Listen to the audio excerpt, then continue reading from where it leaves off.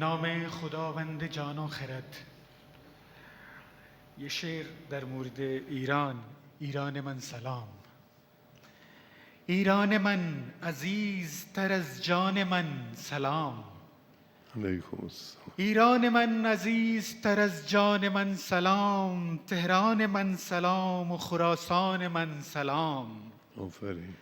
بر شاخه درخت بهشتی نشسته ای، گرم سرود مرغ خوش الحان من سلام.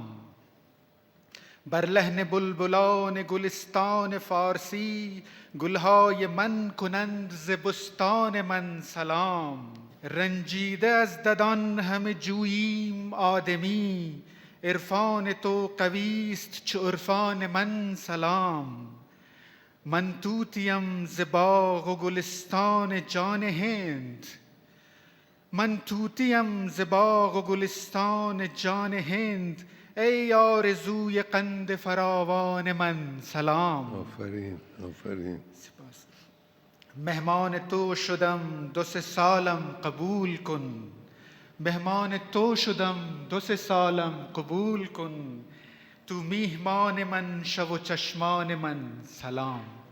بسیار علیکم سپاسگزار السلام. هستم. خیلی خوب. خدا انشالله شما رو حفظ کنه.